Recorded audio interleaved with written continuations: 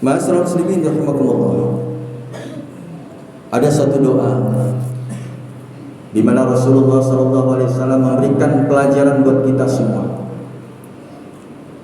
Setingkat daripada Rasulullah yang surga dijamin oleh Allah Subhanahu wa taala. Bahkan al-miftahul jannah, kunci surga yang pegang adalah Rasulullah SAW. Nabi-nabi yang lain belum tentu bisa masuk kepada surga Allah Subhanahu wa taala kalau kuncinya yang ada dalam diri Rasulullah belum dibuka oleh Rasulullah. Sehingga orang yang sudah dijamin surga oleh Allah Subhanahu wa taala tapi tetap berdoa minta perlindungan kepada Allah Subhanahu wa taala. Yang pertama, Rasul berdoa, Allahumma inni a'udzubika min ilmin la yanfa'. Ya Allah, aku berlindung kepadamu dari ilmu yang tidak bermanfaat. Artinya Allah berikan satu nilai keilmuan kepada kita yang seluruh aktivitas kehidupan kita untuk mencapai derajat tinggi di hadapan Allah Subhanahu wa taala harus dimulai dengan ilmu pengetahuan yang kita miliki. Sehingga orang bekerja sesuai dengan kemampuannya. Qul kullu ya'malu ala syakilati. Setiap kamu berbuat, setiap kamu beraktivitas dan bekerja sesuai dengan kemampuan daripada diri kita. Dan ilmu inilah kebahagiaan dunia akan kita capai. Kebahagiaan akhirat pun kita akan capai. Man arada dunya fa'alaihi ilmi bi ilmin wa man arada al-akhirah fa'alaihi bi ilmi. Ingin bahagia keduniaan kita harus dibarengi dengan pengetahuan dan ilmu yang kita miliki. Dan ingin bahagia untuk akhirat kita harus kita mengetahui tentang ilmu akhirat kita. Dan ingin bahagia kedua-duanya, maka tentunya kita harus memiliki daripada ilmu pengetahuan. Hadirin masyarakat muslimin rahimakumullah. Begitu banyak yang kita lakukan ubudiyah kita kepada Allah Subhanahu wa taala. Salat 5 waktu yang kita kerjakan, yang kita tunaikan, yang kita dirikan dari harta yang kita miliki dalam rangka untuk kita bisa memberikan 2% bagi mereka-mereka yang menjadi kewajiban kita kepada 8 asnaf dalam surat At-Taubah ayat 60. Maka dimulai dengan ilmu pengetahuan yang ada. Sehingga orang-orang yang beribadat tanpa pengetahuan, tanpa ilmu yang ada, maka tentunya tidak akan diterima oleh Allah Subhanahu wa taala. Inilah ilmu yang menjadikan nur cahaya buat kita mencapai derajat tinggi di hadapan Allah Subhanahu wa taala. Kita lihat sahabat Rasulullah SAW yang paling muda dan awal masuk Islam dari generasi muda, Sayyidina Ali radhiyallahu anhu. Beliau dijuluki oleh Rasulullah babul ilm, tempat masuknya pengetahuan. Setelah wafatnya daripada Rasulullah SAW, banyak para sahabat, para orang-orang yang ada di zaman Rasulullah SAW bertanya kepada Sayyidina Ali radhiyallahu anhu, kenapa ilmunya sangat mumpuni? Sehingga ketika suatu saat beliau melaksanakan daripada tahajud malamnya, saat itulah beliau menangis.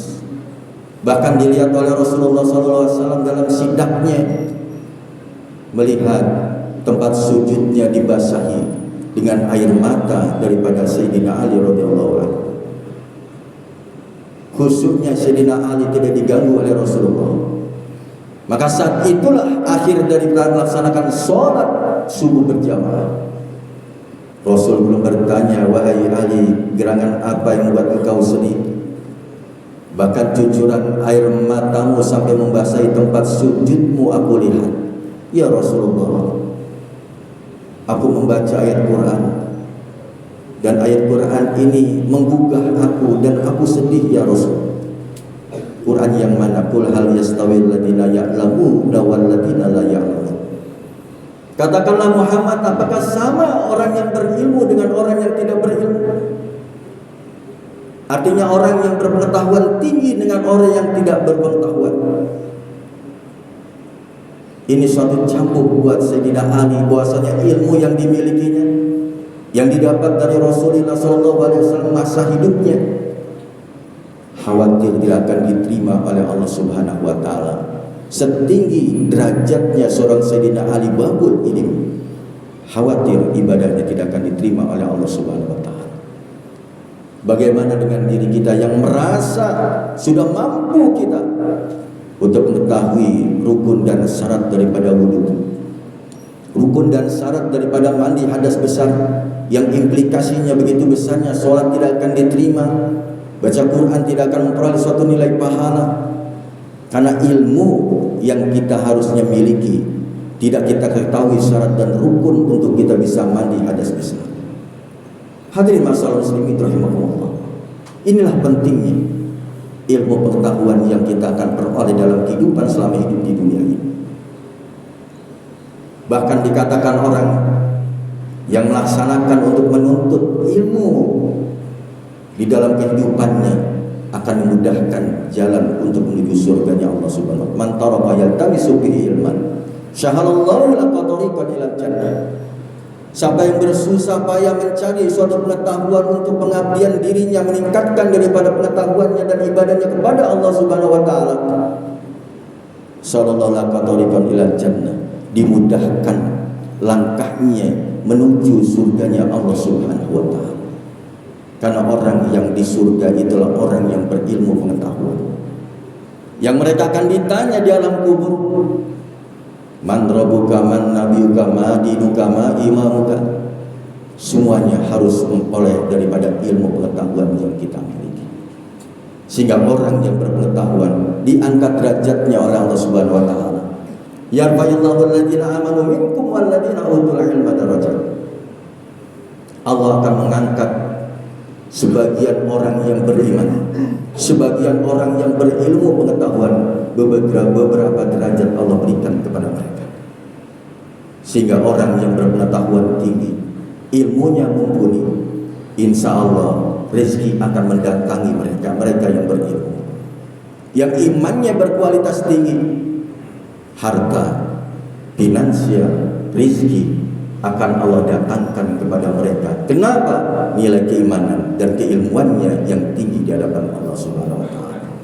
Hadirin masalah muslimin rahimakumullah. Nah, oleh sebab itulah masih bisa dan ada kesempatan buat kita untuk mengkaji, untuk kita bisa menuntut daripada ilmu, dari pengetahuan ilmu agama yang tidak kita ketahui. Maka tentunya kita masih ada kesempatan Allah berikan kepada kita semua, sehingga orang-orang yang mau berjuang untuk dirinya mengetahui daripada ilmu-ilmu yang ada dari segi agama kita, inilah yang dikatakan humul muflihun, orang yang beruntung di hadapan Allah Subhanahu wa taala. Ma'asyiral muslimin rahimakumullah. Yang kedua, wa min nafsi la tashba. Rasulullah berdoa, ya Allah, lindungi aku dari nafsu yang tidak pernah puas. Nafsu kita yang Allah berikan dalam rangka untuk bisa mendekatkan diri kita kepada Allah Subhanahu wa taala, terkadang tidak merasa puas, sebagaimana surat At-Takasur berbicara, alhaakumut takasur hatta zurtumul maqabir. Bermegah-megahan telah melalaikan kita untuk mengingat akan Allah Subhanahu wa taala, untuk kita berzikir kepada Allah Subhanahu wa taala, hatta zurtumul maqabir. Mereka akan selesai mencari finansial kedudukan selama hidup di dunia ini, hatta zurtumul maqabir, sampai masuk pada liang lahat. Sehingga orang yang sudah masuk ke alam kubur tinggal bersalah dalam dirinya. Allah berikan kesempatan saat ini kepada kita semua, sehingga hidup sifat berqanaah dalam diri kita, menerima apa yang Allah berikan, namun dia tetap mencari untuk mencapai ridho Allah Subhanahu wa taala. Harta yang kita raih dalam kehidupan ini, jabatan yang kita dapatkan dalam kehidupan ini, maka jabatan dan harta yang kita miliki tertanggungjawabkan di hadapan Allah Subhanahu wa taala. Jangankan jutaan rupiah, serupiah pun yang kita berikan untuk daripada nafkah kepada anak dan istri kita akan dipertanggungjawabkan di hadapan Allah Subhanahu wa taala. Dan bagi mereka-mereka yang memang rakus akan kehidupan dunia, rakus akan jabatan dunia, yang terkadang dia senggol sini senggol sana, sesuatu yang diharamkan pun dia lakukan, sehingga jilat sana jilat sini mendapatkan jabatan tersebut, bahkan sampai untuk menyogok ar-rosi wal murtasi binnar, orang yang sobat menyogok dalam kehidupan di dunia ini dari segi jabatan, dari segi pekerjaan dan lain sebagainya. Maka seluruh daripada apa yang kita lakukan, yang kita dapatkan dalam kehidupan kita, baik itu rezeki yang Allah berikan, honor yang kita dapatkan, menjadi suatu yang haram yang kita dapati dan kita nikmati di keluarga kita, maka itulah yang akan bumerang buat kita semua. Kita contoh Rasulullah SAW yang akhir daripada kehidupannya, yang tidak memiliki daripada harta yang ditinggalkan untuk keluarganya, tapi wasiat yang diberikan bukan harta warisan. Ummati, ummati, ummati, as-sholat, as-sholat, as-sholat. Umatku, umatku, umatku, sholat, sholat dan sholat. Itu yang kita harapkan.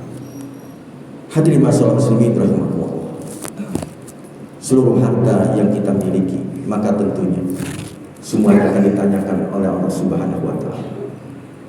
Yang mereka memberikan suatu nilai kekayaan yang di jalan Allah Subhanahu wa Ta'ala, sehingga mereka yang tidak mengumpulkan harta dengan jalan yang tidak baik, maka tentunya mereka ini yang istiqomah kepada Allah Subhanahu wa Ta'ala akan mendapatkan suatu nilai besar. Alladzina yakzibuna wal fiddah wa la yunfiquna fi sabilillah fabashshirhum bi'adzabin alim. Dan orang-orang yang menyimpan emas dan perak dan tidak menafkahkan di jalan Allah Subhanahu wa Ta'ala fi sabilillah, fabashshirhum bi'adzabin alim, sampaikan Muhammad, orang ini akan mendapatkan azab yang sangat pedih. Jangankan di akhirat Allah berikan, di dunia sudah Allah berikan daripada DP-nya kepada orang-orang yang melenceng, orang-orang yang tidak bersyukur kepada Allah Subhanahu wa Ta'ala. Dengan harta yang dimiliki itulah yang kita bisa raih dalam rangka mencapai ridho Allah Subhanahu wa Ta'ala. Sehingga sifat qanaah ini yang dianjurkan oleh Rasulullah SAW agar kita dapat melaksanakan seluruh aktivitas ibadah kita dengan finansial keuangan yang kita miliki, sehingga mereka termasuk umur orang yang beruntung di hadapan Allah Subhanahu wa Ta'ala. Masyaallah muslimin rahimakumullah. Oleh sebab itulah di bulan Dzulhijjah yang mulia ini, duyubullah, para tamu-tamunya Allah yang melaksanakan ibadah haji, yang menyelesaikan, menyempurnakan daripada rukun Islamnya, maka tentunya dengan harta, dengan jiwa dan raganya ini dalam rangka untuk mencapai derajat yang tinggi di hadapan Allah, yaitu haji yang mabrur.